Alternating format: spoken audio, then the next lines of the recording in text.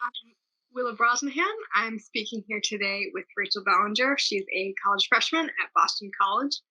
Um, Thank you for speaking with me today, Rachel. Of Thank you for having me. course. So, due to the pandemic, you've had to come back from school, from living in your dorm. What has that experience been like?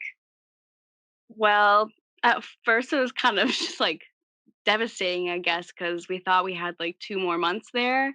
And, I like made some great friends there and I really loved my classes. So it was really devastating to know that they emailed us on like Wednesday and we're like, okay, you need to be out by Sunday. So they only gave us like 3 days to like pack up all our stuff and leave. So that was just like stressful, upsetting to have to say goodbye to everyone. But at the same time, like, we all understood why, and we all got that it was a serious situation and that it was for the best, so I've accepted it now, but I was not the happiest about it at first.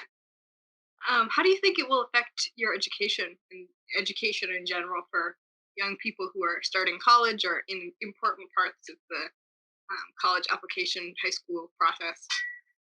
Definitely makes it a lot harder. I have to do classes online now, and it's extremely hard just because it's so hard to, like, get the concepts from, like, watching your professor do, like most of my professors do pre-recorded lectures, and so I just have to watch it, and some of them are not clear and are very confusing, and so it's, like, frustrating not really to be able to communicate with them and ask questions, and it's just a lot harder also to pay attention when you're, like, in your own home surrounded by, like, barking dogs and screaming brothers. So it's definitely a lot harder now. And I don't think my education is going to be as great as it would have been. But given the circumstances, I think it's okay at the moment.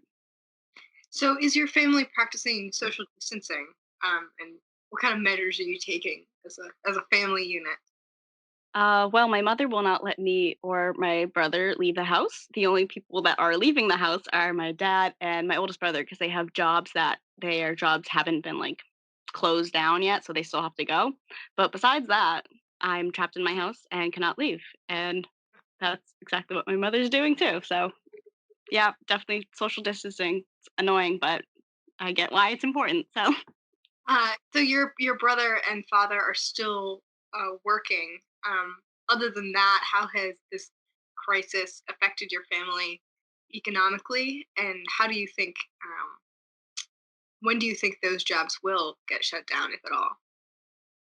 definitely a lot harder because my mom's not getting paid, so we have to deal with just the one paycheck, which is like my dad's. And so it's definitely harder because we have to be a lot more conscious about our money and saving it, not like wasting it all and only buying like the essentials.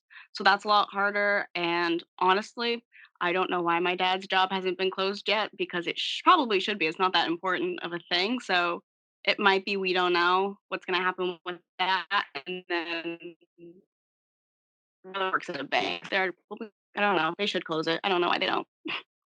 But yeah, so one income pretty much at the moment, so kinda difficult, but getting by. And so, when it comes to school, since you're no longer dorming there, obviously, is there going to be any sort of like refunds put into place for those costs, or is it just gonna? Yeah, apparently they're going to, like, reimburse us for the cost of that's what they claim. We'll see what actually happens, but at the moment, they're saying that they're gonna give us our money back. So, when you're talking to people from your college, your friends there, and also people here in Gloucester and on Cape Ann, how do you feel that our peers are responding to this crisis? Are people mostly just like happy to get time off school, or are they fearful of what's to come? How do you think people of our age are responding to the coronavirus pandemic? Well, I know there are definitely people out there that don't take it seriously, but the majority of people I've talked to definitely tend to take it seriously, are practicing social distancing, understand that this is like an important thing and that they understand the severity of it. So I think most people that I talk to at least understand why it's important and they at least understand the severity of the situation. And so, since, as you say, you believe so many people of our age group are really know what's going on and understand the intensity of the problem, how do you think that that kind of a context is shaping the way that young people think politically in general? Well, don't know exactly how to answer that question if I'm being very honest. Well, for you But personally, at I least. will say that I know myself and a lot of other people have a very pessimistic outlook on things and the world just because of the terrible state that the world and just politics, government, just bad. Not a good state at the moment. So a little pessimistic, but So pessimism generally is what you observe from young yeah. people during this time. And so social distancing obviously is the main component of it is social isolation. How do you think that that is affecting young people specifically? And you, of course, I'm as an going slightly insane being trapped inside.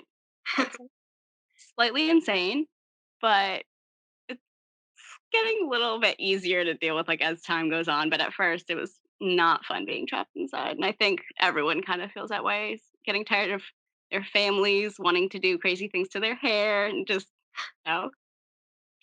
I'm also speaking for myself there too, so it's okay. well, thank you so much, Rachel, for speaking with me. Of course.